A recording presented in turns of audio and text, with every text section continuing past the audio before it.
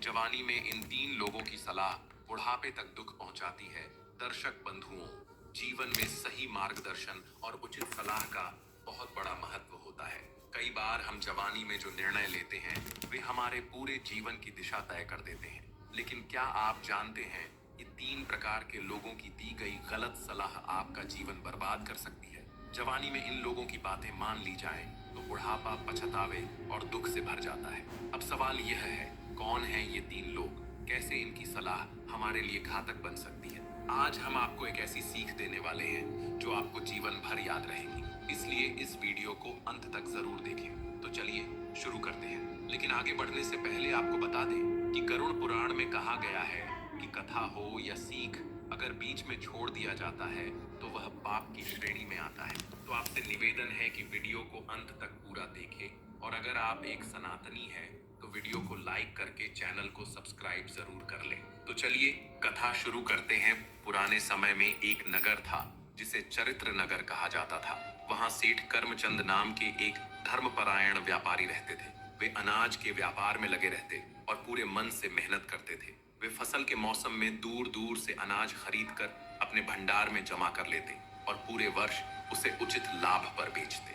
उनके घर में उनकी धर्मपत्नी और एक पुत्र रहते थे। पुत्र का नाम शशिकांत था, जो एकलौता संतान होने के कारण माता पिता के अत्यधिक स्नेह का पात्र था। क्योंकि सेठ सेठानी उसे किसी प्रकार का कार्य नहीं सौंपते थे, वह अपना अधिकतर समय मित्रों के साथ व्यतीत करता। उसके मित्र भी वैसे ही थे, बेफिक्र, स्वच्छंद और कामकाज से दूर। नगर की गलियों में घूमते फिरते समय व्यर्थ नष्ट कर देते। शशिकांत का एक बहुत घनिष्ठ मित्र था, अजित। अजित जो भी कहता, शशिकांत उसे बिना सोचे समझे मान लेता। सेठ कर्मचंद अपने व्यापार में इतने व्यस्त रहते कि घर पर बहुत कम समय दे पाते।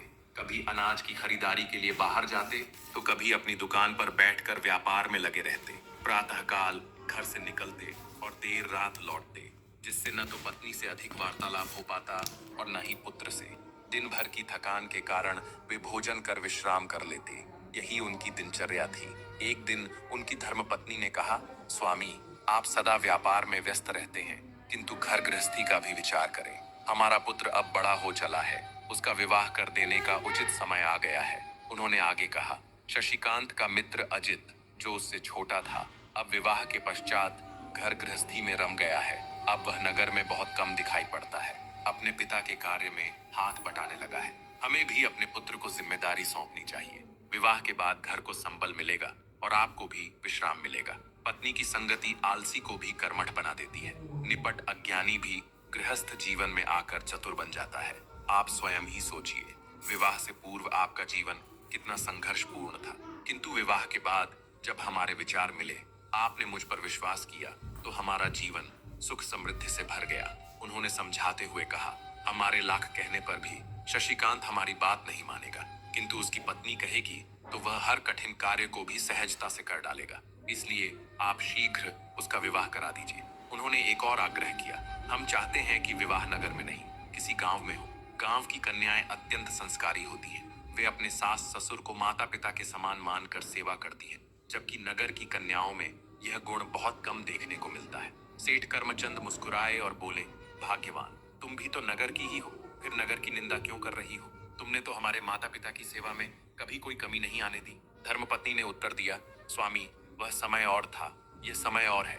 आज की कन्याओं की सोच भिन्न हो गई है। सेठ बोले, ठीक है, जैसा तुम कहो। 1 माह बाद फसल पक जाएगी, तब हमें फिर से व्यापार के लिए गांव जाना होगा। वहीं अपने मित्र दीनानाथ से इस विषय में चर्चा करूंगा। वे हमारे लिए संस्कारी कन्या का चयन कर देंगे। हम शीघ्र ही अपने घर बहू लाने का प्रयास करेंगे। दीनानाथ जी तालगांव में रहते थे। उनके घर में उनकी धर्मपत्नी और एक अत्यंत सुशील कन्या थी, जिसका नाम मीरा था। मीरा बहुत सुंदर तो नहीं थी, लेकिन उसमें कोई कमी भी नहीं थी। उसका रंग सांवला था और गरीब घर की बेटी होने के कारण उसे खेतों में काम करना पड़ता था। दिन भर धूप और छांव का सामना करने से उसका रंग और भी गहरा हो गया था। लेकिन असली सुंदरता रूप में नहीं, बल्कि संस्कारों में होती है, और मीरा संस्कारों की खान थी। वह विनम्र, गुणी और सेवा भाव से परिपूर्ण थी। दीनानाथ जी की यह प्रार्थना थी कि उनकी बेटी का विवाह किसी अच्छे और संस्कारी घर में हो, जहां उसे हर सुख सुविधा मिले और जीवन में कोई कष्ट न आए। हर पिता की यही अभिलाषा होती है कि उसकी बेटी सुखी और समृद्ध रहे। दीनानाथ जी भी यही चाहते थे, लेकिन उनकी पत्नी इस विषय में सतर्क थी। उनका मानना था कि बेटी का विवाह धनवान परिवार में अवश्य हो, किंतु सत्य छिपाकर नहीं, लड़की को दिखाकर। यदि परिवार को पसंद आए तो ही रिश्ता आगे बढ़ाया जाए, अन्यथा किसी साधारण किंतु अच्छे संस्कारों वाले घर में विवाह कर देना ही उचित रहेगा। सेठ कर्मचंद जब भी गांवों में अनाज खरीदने के लिए आते तो 2-1 दिन दीनानाथ जी के घर अवश्य ठहरते। उन दिनों उनका सत्कार और भोजन की व्यवस्था मीरा ही संभालती। वह बड़े प्रेम से उन्हें भोजन कराती, उनके सोने के लिए बैठक में बिस्तर लगाती और अपने पिता के लिए भी सारी व्यवस्था कर देती। दीनानाथ जी सोच रहे थे कि इस बार जब सेठ कर्मचंद आएंगे तो उनसे अपनी बेटी के विवाह की चर्चा करेंगे। यदि वे अपने पुत्र से विवाह के लिए सहमत हो जाएं, तो यह मीरा के लिए बहुत बड़ा सौभाग्य होगा, और यदि वे इनकार भी करें तो उनसे ही अनुरोध करेंगे कि किसी अच्छे परिवार में बेटी का रिश्ता करवाने में सहायता करें। सेठ कर्मचंद बहुत ही ईमानदार व्यक्ति थे। गांव-गांव जाकर व्यापार करते, लेकिन कभी किसी का अनुचित लाभ नहीं उठाते थे, बल्कि उनके धन का अधिकांश भाग लोगों के पास ही रह जाता था, और जब जरूरत होती तो वे उन्हें नई फसल की कीमत पहले ही चुका देते, किंतु उचित मूल्य से थोड़ा कम। समय बीता और वह घड़ी आ गई जब सेठ कर्मचंद नई फसल खरीदने के लिए गांव आए। उनका पहला पड़ाव हमेशा की तरह दीनानाथ जी के घर पड़ा। भोजन करते समय वे मुस्कुराते हुए बोले, भाई दीनानाथ, अपनी बेटी की तरह संस्कारी बहू मेरे घर के लिए भी खोज दीजिए। दीनानाथ जी बोले, अपनी बेटी जैसी दूसरी लड़की मैं कहाँ ढूंढने जाऊं? यदि आपको मेरी बेटी पसंद हो तो आप इसे ही अपनी बहू बना सकते हैं। एक बात और, विवाह से पहले सेठानी जी को भी मेरी बेटी को दिखा दीजिएगा। यदि उन्हें पसंद आए तभी विवाह कीजिएगा, क्योंकि शादी एक महत्वपूर्ण बंधन है जिसे बहुत सोच समझ कर किया जाना चाहिए। गुणों में मेरी बेटी अद्वितीय है, किंतु उसका रंग थोड़ा सांवला है, जैसा कि आप स्वयं देख ही रहे हैं। आप तो मेरे अपने हैं और मेरी बेटी भी आपके सामने ही पली बड़ी है। सेठ कर्मचंद बोले, दीनानाथ जी, आपकी बेटी मुझे बहुत पसंद है, परंतु जैसा कि आप कहते हैं, मैं एक बार अपनी पत्नी से भी इस विषय पर राय ले लूंगा। उससे कहूंगा कि वह होने वाली बहू को एक बार देख ले। वैसे तो मेरा और मेरी पत्नी का विचार प्रायः एक ही होता है। वह कभी मेरी बात को नहीं काटती और मैं भी उसकी राय का सम्मान करता हूँ।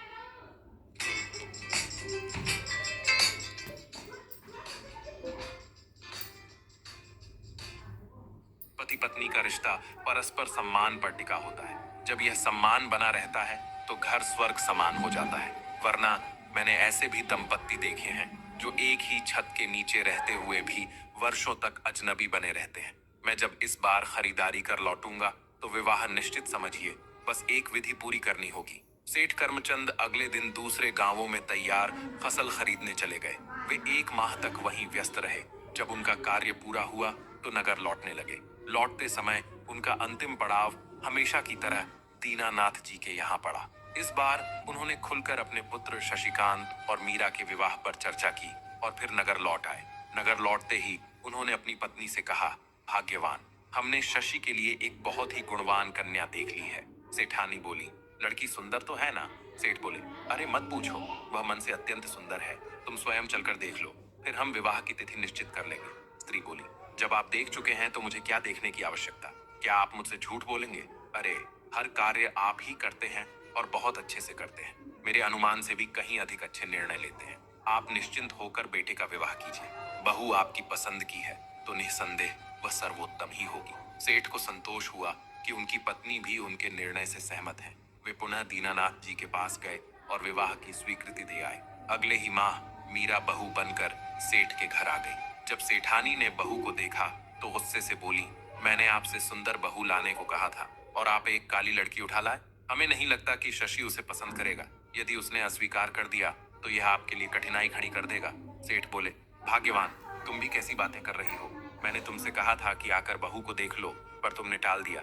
अब बहू घर आ गई तो तुम्हें परेशानी हो रही है। हमारी बहू लाखों में एक है, गुणों की खान है। तुम उसकी शक्ल सूरत को मत देखो, उसके संस्कारों और गुणों को देखो। सेठानी बोली, गुण और संस्कार जाए भाड़ में, सुंदरता हर दोष को ढक लेती है। आप मेरे बेटे को जूते की टोपी पहना दिए हैं। सेठ गंभीर होकर बोले, तुम्हारा बेटा अभी तक बाप की कमाई पर निर्भर है। उसने अपने लिए कभी एक कपड़ा तक नहीं खरीदा। यदि मैंने आंखें मूंद ली तो उसे कोई संभालने वाला नहीं होगा। और वैसे भी निकम्मे लोग ही परियों के ख्वाब देखा करते हैं। तुम कान खोलकर सुन लो, विवाह कोई गुड्डे गुड़ियों का खेल नहीं होता।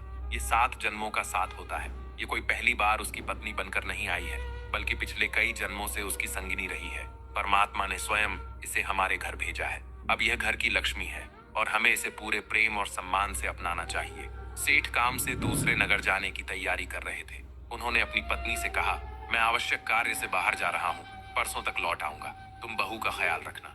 उधर शशिकांत का मन उसके मित्र अजित ने भ्रमित कर दिया था। अजित जब भी मिलता अपनी पत्नी की प्रशंसा करता और कहता, मेरी पत्नी तो फूल जैसी कोमल है, इतनी सुंदर कि उसे छूने से भी डर लगता है कि कहीं मुरझा ना जाए। मेरी माँ उसे कभी पलंग से नीचे उतरने ही नहीं देती। उसके लिए एक नौकरानी रखी गई है। उसकी ठाठ किसी महारानी से कम नहीं। जब उसके पास बैठता हूँ तो बस उसे देखते रहने का मन करता है। चाहता हूँ कि पूरी जिंदगी बस उसे ही निहारता रहूं। इन बातों को सुन सुनकर शशि ने भी अपनी कल्पना में एक परी जैसी पत्नी की छवि बना ली थी। उसने सोचा कि उसकी पत्नी भी फूल जैसी कोमल होगी। उसके लंबे काले घुंघराले बाल होंगे, हिरनी जैसी आंखें होंगी, गुलाब की पंखुड़ियों जैसा खिला हुआ चेहरा होगा। कुल मिलाकर वह स्वर्ग की अप्सरा जैसी होगी। लेकिन जब सुहाग रात को वह डरते डरते अपनी पत्नी के पास गया और घूंघट हटाया तो चौंक कर पीछे हट गया। सामने सांवली रंगत वाली लड़की थी जो उसकी कल्पना के ठीक विपरीत थी।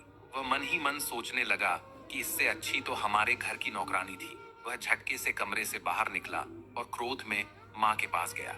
गुस्से से बोला, माँ, ये मेरे साथ कैसा मजाक हुआ है? ये लड़की है या भैंस? मैं ऐसी पत्नी के साथ नहीं रह सकता। मुझे यह बिल्कुल भी पसंद नहीं। माँ ने उसे शांत करने की कोशिश की और कहा, बेटा, किसी भी लड़की में दोष नहीं होता। दोष तो हमारी सोच में होता है। यदि तुम उसे दिल की नजर से देखोगे तो वह तुम्हें किसी परी से कम नहीं लगेगी। वह बहुत गुणवान है, हमारे घर को अच्छे से संभालेगी। शशि गुस्से से बोला, माँ, तुम व्यर्थ बातें मत करो और मेरा दिल मत जलाओ। मैं ऐसी पत्नी को स्वीकार नहीं कर सकता। कान खोलकर सुन लो, या तो यह घर में रहेगी या मैं। यदि यह कल सुबह तक इस घर से नहीं गई तो मैं अपनी जान दे दूंगा। माँ बेटे के इस रूप को देखकर घबरा गई। बहू भी अपने पति की बातें सुन रही थी। वह बड़े घर की बहू बनकर खुश थी। मन में कई सपने संजोए थे, लेकिन एक ही पल में सब बिखर गए। शशि अपनी बात कहकर घर से निकल गया। माँ परेशान थी कि अब वह कहाँ गया। वह तो सामने भी नहीं था कि उसे समझाने की कोशिश करती, उसके गृहस्थ जीवन को बचाने के लिए उसके पैर पकड़ लेती। माँ धर्म संकट में थी। बहू को कैसे घर से जाने को कहे? और यदि बहू नहीं गई तो क्या शशि सचमुच अपनी जान दे देगा? बहुत सोचने के बाद सेठानी ने तय किया कि फैसला बहू पर छोड़ देना ही उचित होगा।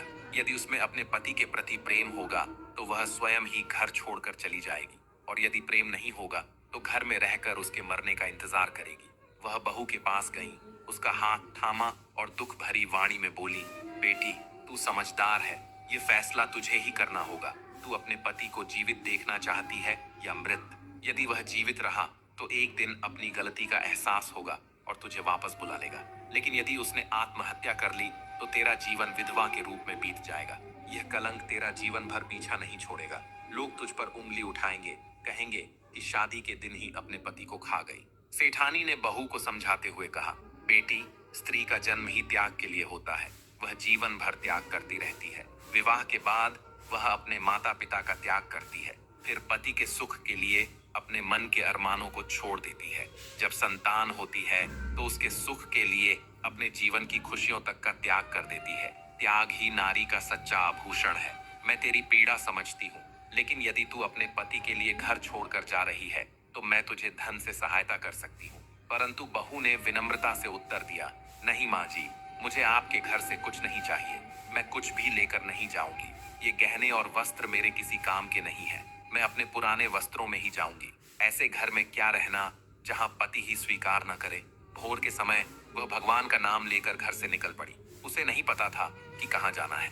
वह चलते चलते दोपहर तक एक जंगल के पास पहुंच गई। भूख प्यास से व्याकुल थी, लेकिन किससे पानी मांगे, किससे भोजन मांगे। वह धीरे धीरे जंगल में प्रवेश कर गई। इसी जंगल में एक वृद्ध पुरुष आ रहे थे। वे कोई साधारण व्यक्ति नहीं, बल्कि आयुर्वेद और चमत्कारी औषधियों के महान